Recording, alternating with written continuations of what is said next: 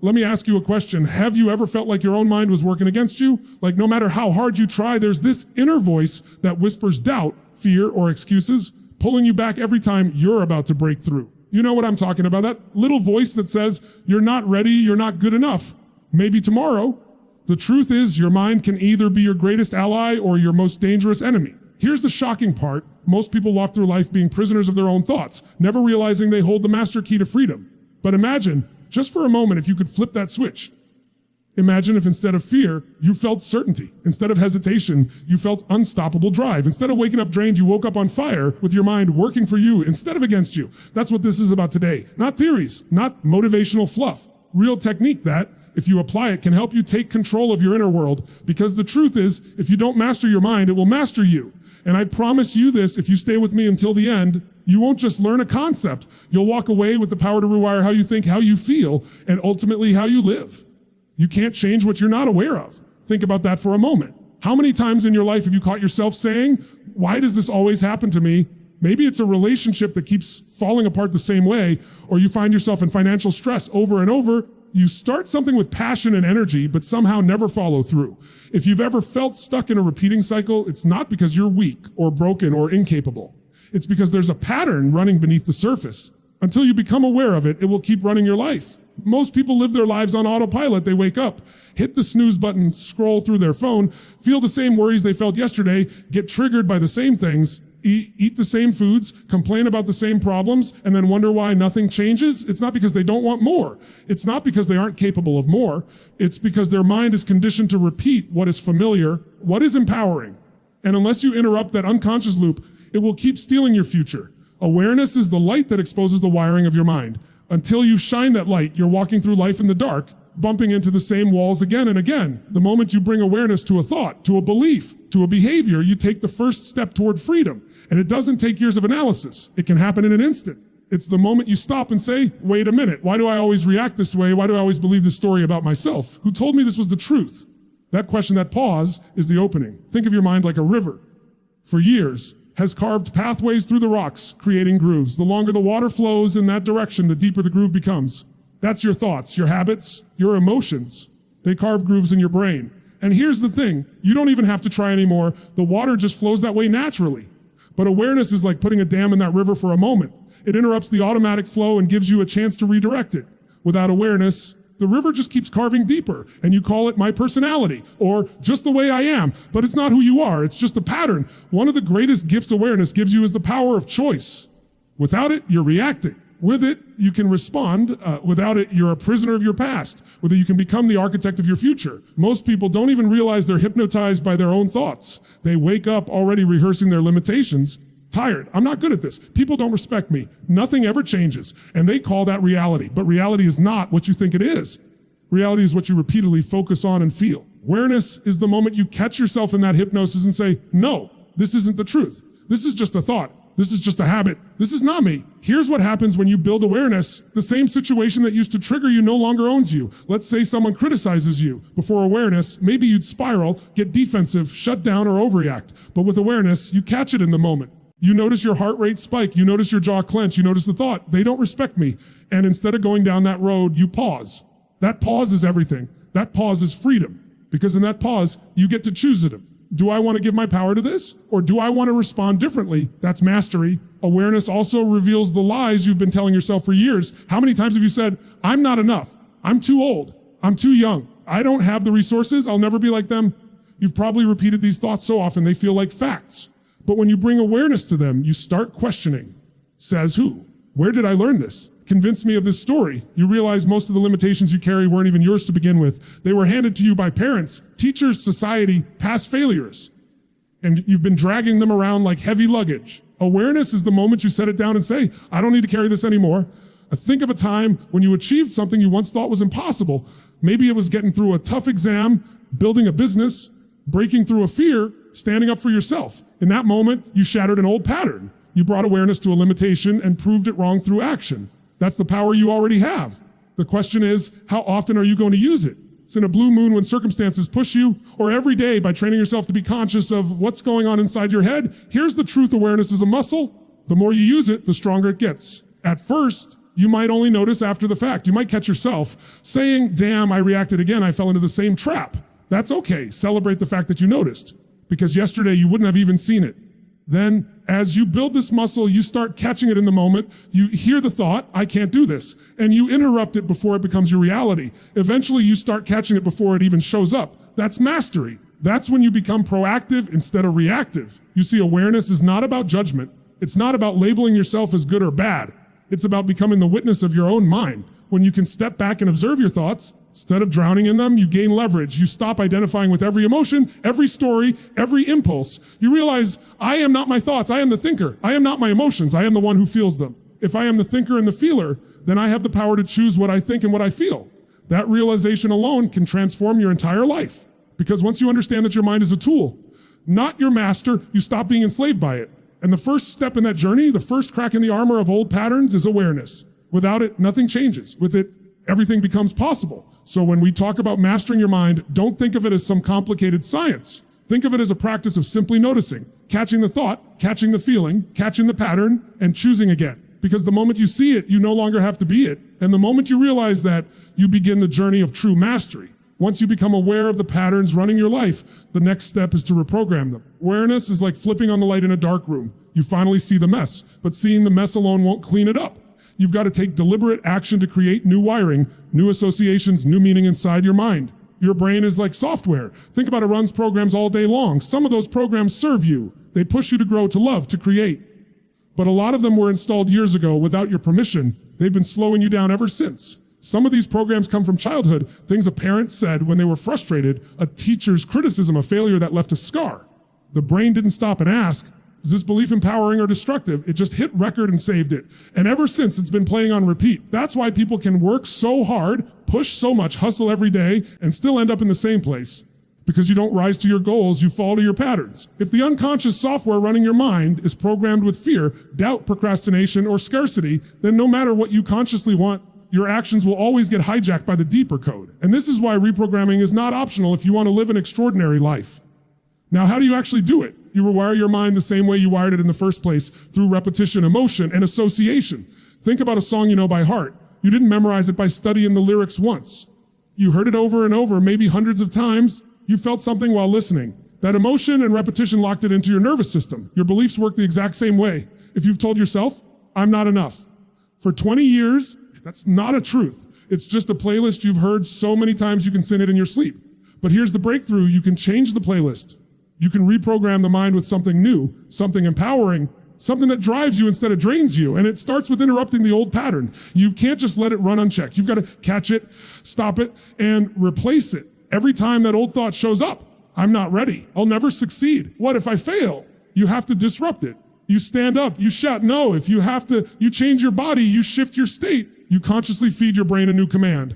And here's where people get it wrong. They think changing their mind is about repeating affirmations once in a while, like whispering, I am strong, I am confident, once before bed and expecting their life to change. That's not how it works. You can't just sprinkle new seeds on top of weeds and expect a garden. You've got to rip out the old roots, plant new seeds, and water them every single day. You reprogram through intensity and consistency. Let me give you an example. Imagine someone who has spent their entire life believing they're shy and socially awkward. Every time they walk into a room, their mind runs the program, people are judging me.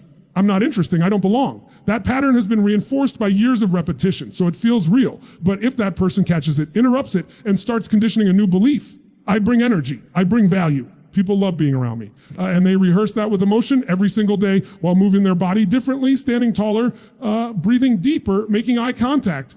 Do you think their brain is going to keep believing the old story forever? Not a chance. The nervous system rewires itself based on what you consistently tell it with feeling. Emotion is the key here. You can't just intellectually say, I'm confident.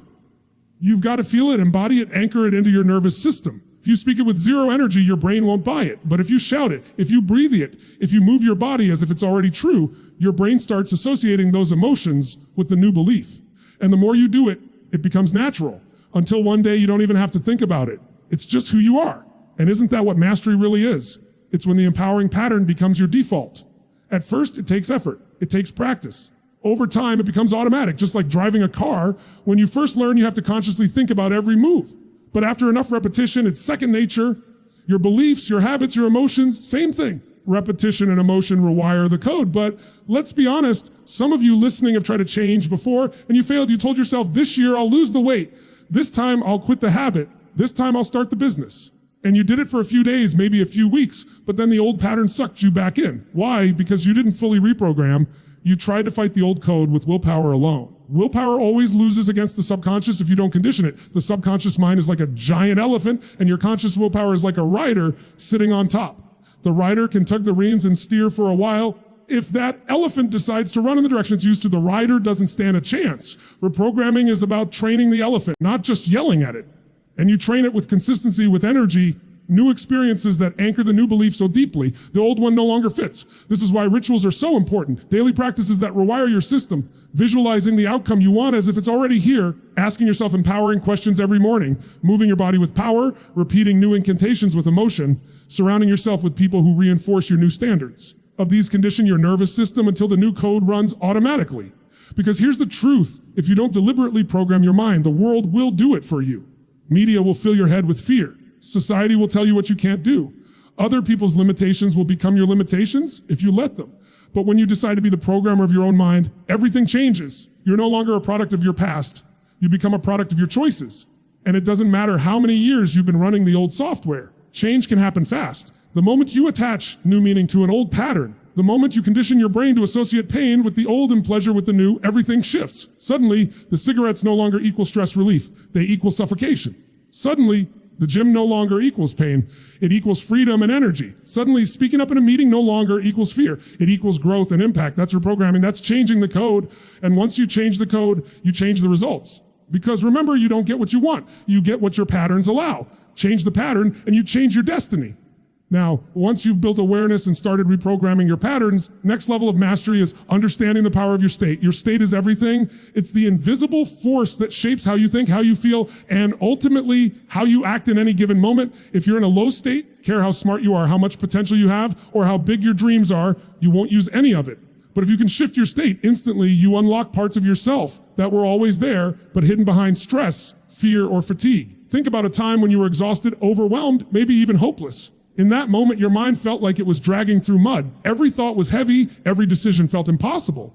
And then think of another time when you were alive, passionate, laughing, connected. In that state, you had energy, clarity, creativity, you felt unstoppable.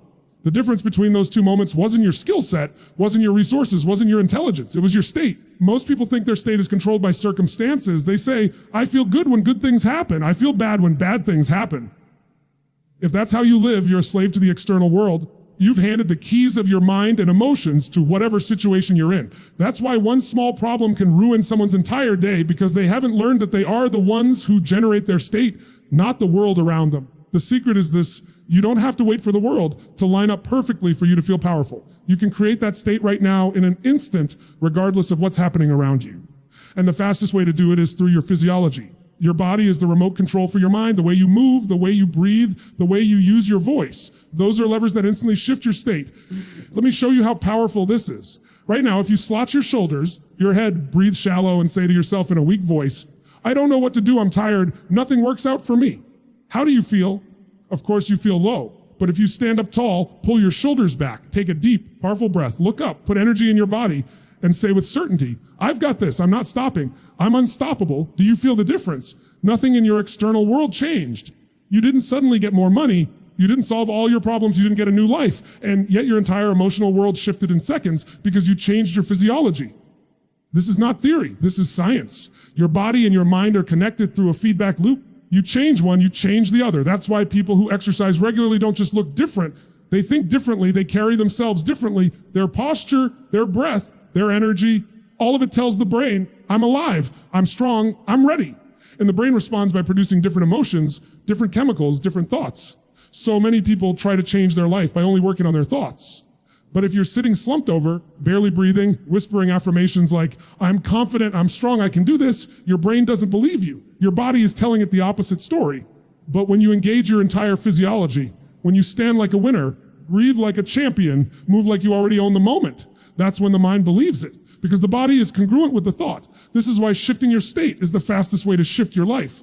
Because when your state changes, Your decisions change. When your decisions change, your actions change. And when your actions change consistently, your destiny changes. Think about it. How many times in your life have you made a poor decision simply because you were in a bad state?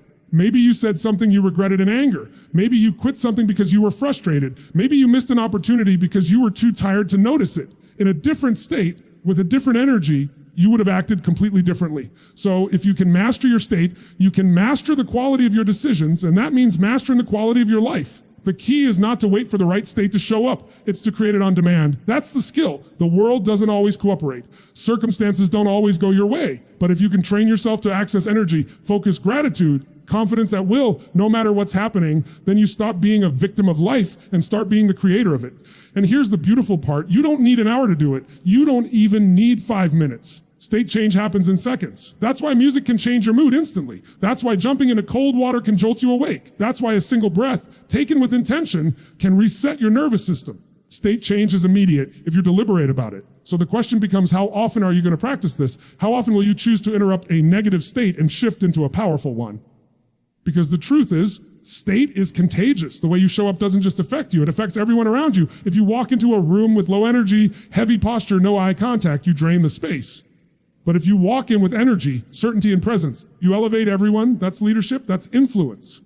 And it starts with mastering your own state first. Some of you have been waiting for confidence to show up before you take action. You've been waiting for clarity, waiting for motivation, waiting for the perfect conditions. But the truth is, confidence doesn't come before action. It comes from action. And action is only possible when you put yourself in a state where fear no longer controls you.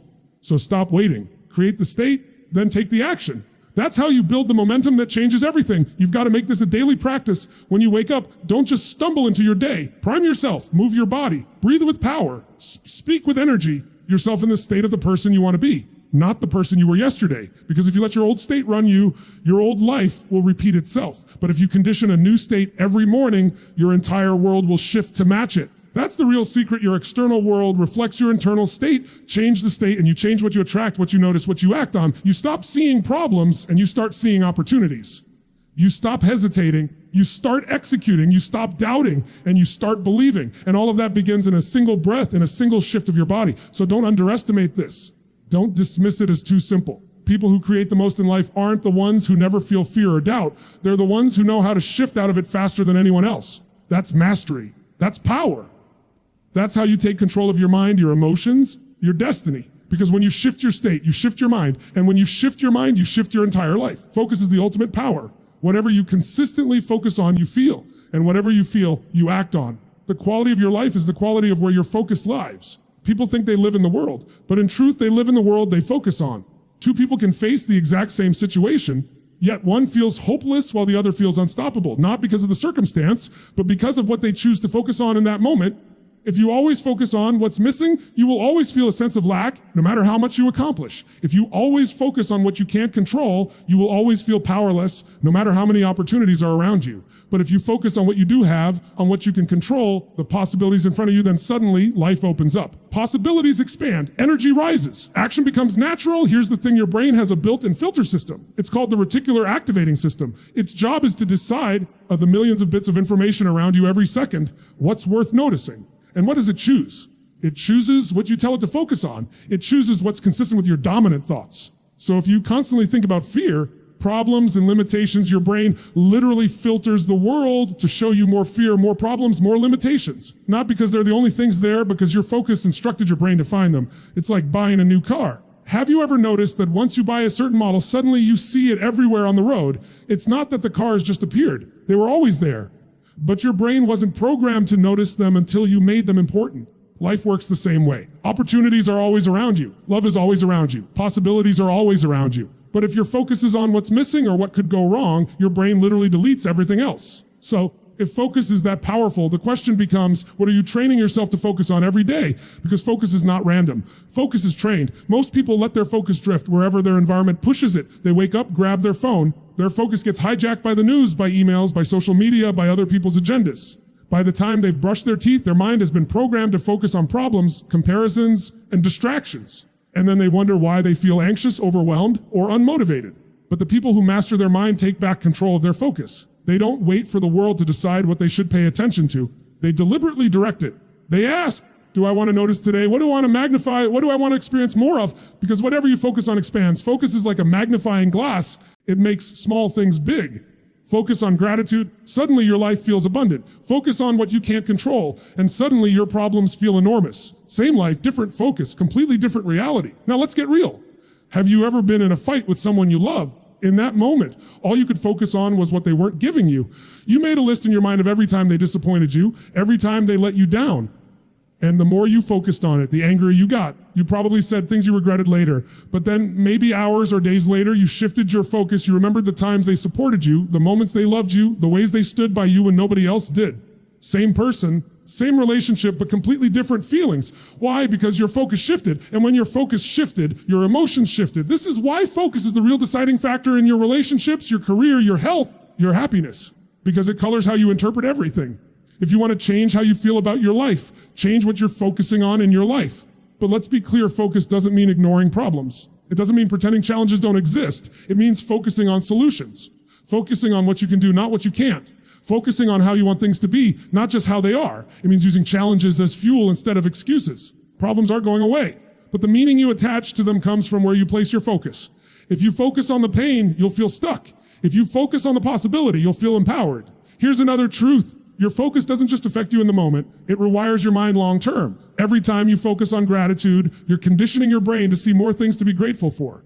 Every time you focus on solutions, you're training your mind to become resourceful, but every time you obsess over fear, worry, or anger, you're strengthening those neural pathways too. Your focus is literally sculpting your brain. And that means every day, with every thought, you're either programming your mind to limit you or liberate you. So what do you do to train your focus? You start asking better questions, because questions direct focus. Ask yourself, do bad things always happen to me? And your brain will give you a list of reasons. But ask, what can I learn from this? How can I use this? What's good in this situation that I haven't noticed yet? And your brain will find answers to those too. The quality of your questions determines the quality of your focus, and the quality of your focus determines the quality of your life. It's also about building rituals of focus. Every morning, instead of diving into your phone, take a few minutes to ask, what am I grateful for today? What's exciting about today? Who do I want to show up as? What's the one thing I must focus on that will move my life forward? Those questions direct your focus toward empowerment. Do this consistently, and your brain starts automatically filtering the world in a way that serves you. And let me tell you, you shift your focus, your entire energy changes. You walk differently, you talk differently, you create differently. People feel it. That's why leaders, visionaries, and high achievers are so magnetic. It's not that they don't have problems. They probably have more problems than anyone else.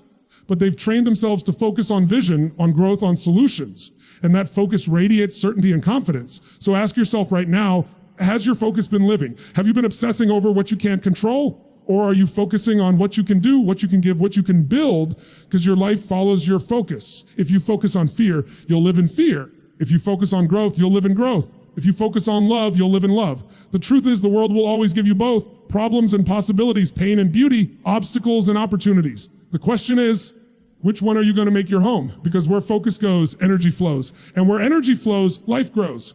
Emotions run the show. You may think it's your logic that drives your choices, but the truth is it's emotion that decides what you do. You don't do what you go after and what you avoid. Emotions are the invisible force shaping the direction of your life, and yet most people are at war with their emotions. They try to suppress them, deny them, or numb them. Here's the reality. You cannot master your mind if you're constantly fighting the very signals it sends you. Your emotions are not enemies. They are messengers. They are your mind's way of communicating what matters, what needs attention, direction to take. Fear, anger, frustration, sadness, passion, excitement, every one of them is feedback. And if you don't listen to that feedback, you're cutting yourself off from the very language your mind uses to guide you. Most people think emotions just happen to them like random weather patterns. They say things like, I just woke up in a bad mood. I just feel anxious today. I can't help being angry.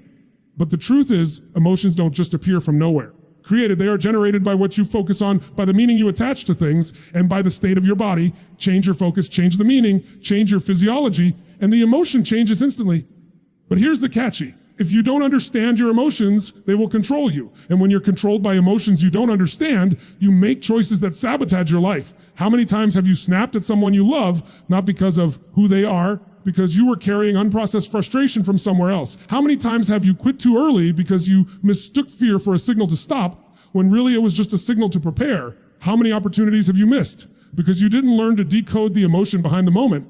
Let's take fear, for example. Most people see fear as a stop sign. They feel it and think, this means I shouldn't do it.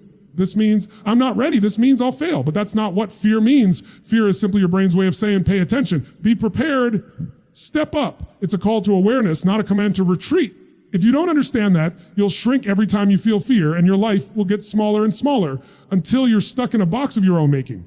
Or take frustration. How many of you have been frustrated with something not working out? Most people think frustration is a negative emotion, but in reality, frustration is a gift. Frustration is progress trying to happen.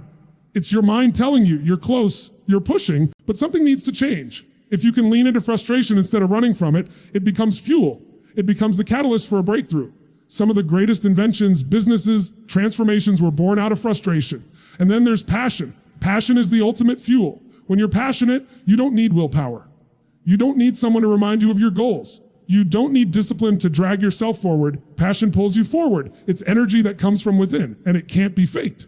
Passion shows up when you align your focus, your meaning, your actions with something that deeply matters to you. The challenge is that most people bury their passion under layers of fear, doubt, and practicality. They talk themselves out of what lights them up because they think it's unrealistic. Without passion, life becomes mechanical. With passion, life becomes electric. Now, here's what's important to understand. You don't have to wait for emotions to show up.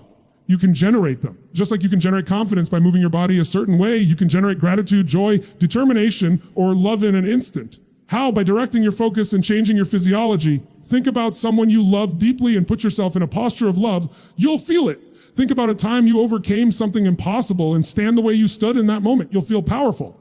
Emotions don't just visit you. You invite them by what you do with your body and your mind. And once you learn to generate emotions, you stop being a victim of them. You stop saying, I hope today I feel motivated. I hope today I feel confident. You stop hoping, you start creating. That's mastery. That's when you realize that emotions are not random. They are a skill. And like any skill, you can practice them, condition them, and master them. Here's another layer to this. Your emotions are contagious. You're not the only one who feels them. When you walk into a room carrying fear, doubt, or anger, people feel it. You don't even have to say a word. They sense it in your energy.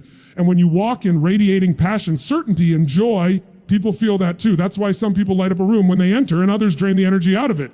It's not magic. It's the emotions they've conditioned themselves to live in. So ask yourself, emotions do you live in most often? Not once in a while, not on your best day. What's your emotional home? Some people live in anger. Some live in worry. Some live in joy. Some live in gratitude. Whatever your emotional home is will shape every decision you make, every action you take, every relationship you have. If your home is fear, you'll hesitate. If your home is love, you'll give freely. If your home is frustration, you'll keep hitting walls. If your home is determination, then, and the good news is you can renovate your emotional home. You can decide from now on, gratitude is my home. From now on, passion is my home. From now on, determination is my home. And every time life tries to drag you back into the old emotions, you can catch it, shift your state, redirect your focus, and step back into the emotions that serve you. Do that consistently. Soon those emotions become automatic, because ultimately emotions are the driving force behind everything. They are the language of the mind. They are the signal that tells you whether you're on the right path or whether you need to adjust. The moment you stop fighting them, stop fearing them, and start using them, you gain access to one of the greatest powers you'll ever have. So don't run from your emotions. Don't bury them. Don't let them own you. Learn to decode them, generate them, and master them, because when you do, your emotions stop being the storm that throws you off course. They become the wind in your sails that carries you exactly where you want to go. The mind is no different than the body. It needs training. People understand this when it comes to physical strength. If you want stronger arms, you don't lift weights one time and expect to be muscular for life. You don't go for a run once and say, great, I'm fit forever. You know it requires consistency. You know you have to train it every day. Push it, stretch it, condition it until it grows. Yet when it comes to the mind, people think one breakthrough is enough. They think one seminar, one book, one conversation is going to change their life forever. And it might spark a change, yes, but without conditioning, the old patterns return, and you end up back where you started. Mastering your mind is not a one-time event. It's a daily practice. It's a ritual. It's the decision you make every single day to feed your mind with the thoughts, the emotions, the focus that serve you instead of the ones that destroy you. Just like your muscles shrink. If you stop training, your mindset weakens if you stop feeding it. And if you're not training your mind, life will train it for you. And life doesn't always train in the direction you want. The world is full of negativity, fear, and distraction. If you're not deliberately conditioning your mind, you'll unconsciously condition it with what you consume. That means the news, social media, gossip, comparison, criticism, all of it becomes your daily workout, and your mind ends up trained for weakness instead of strength.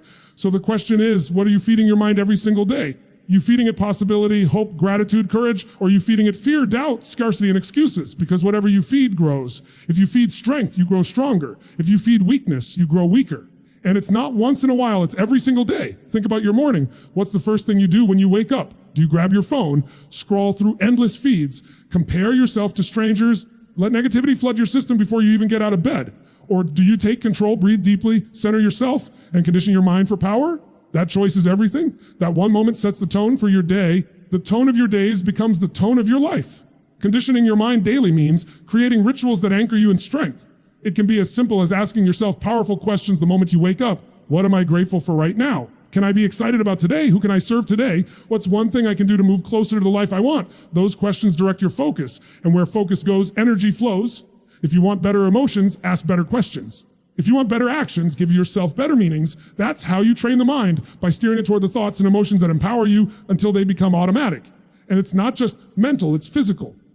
Remember, physiology shapes your psychology. If you want to condition your mind, move your body, jump, stretch, breathe with intensity. Do it every single morning. Teach your nervous system what strength feels like. Anchor your emotions into your muscles so that when you stand tall, when you breathe deep, when you move with energy, your mind instantly follows. It's not about hype. It's about wiring your brain to associate power with the way you live. Conditioning your mind also means protecting your environment. You can't train for strength if you spend every day in a gym filled with broken equipment. You can't master your thoughts if you're constantly surrounded by negativity. You spend time with matters. What you listen to matters. What you watch, what you read, what you allow into your head, it all matters. You wouldn't eat garbage every day and expect to feel healthy. So why would you feed your mind garbage every day and expect to feel strong? You have to treat your mind like the most valuable muscle you have, because it is. But here's the challenge. Most people wait until life hits them before they try to build strength. They wait until the crisis, until the breakdown, until the pain, before they start asking, how do I master my mind? But by then, it's too late to start training. You don't wait until the storm hits to start building the boat. You build it before, so that when the storm comes, and it will, you're ready. That's what conditioning does. It prepares you for the inevitable challenges. It makes you unshakable when life tests you, because it's not a matter of if life will test you, it's a matter of when. And when that test comes, the mind you've conditioned daily will be the difference between breaking and breaking through. Think about athletes. The greatest athletes don't train once in a while. They don't only train when they feel like it. They train every day, even when they're tired, even when they're sore, even when they don't want to, because they know the game is coming. And when it comes, they'll rely on their conditioning, not their feelings in the moment. Your life is the same. The game is coming. The pressure is coming. The setbacks, the failures, the losses, they're all coming. The question is, will you be prepared? This is why conditioning your mind daily isn't optional. It's essential. Every morning, you have to prime yourself. You have to train yourself. You have to declare who you are, what you stand for, what you're going to create that day. You have to see it, feel it, believe it before it happens. That's what conditioning does. It builds the mental and emotional muscle that carries you when everything else feels heavy. Because in the end, your results don't come from what you do once in a while. They don't come from what you do when it's easy or when you feel good or when you're motivated. Your results come from what you do consistently every single day, especially on the days when you don't feel like it. That's the difference between those who live empowered lives and those who remain stuck. One group conditions their mind daily. The other group lets life condition it for them. So if you truly want to master your mind, make it a ritual, make it a non-negotiable. Don't leave it a chance. Feed it every day with the thoughts, the emotions, and the actions that serve you. Protect it, train it, stretch it, strengthen it. Condition it like the most important muscle in your body, because it is. And when you do that, when you make that your way of life, you won't just control your mind, you'll command it. You'll turn it into the greatest weapon, the greatest tool, the greatest ally you'll ever have. Because if you don't condition your mind daily, the world will do it for you.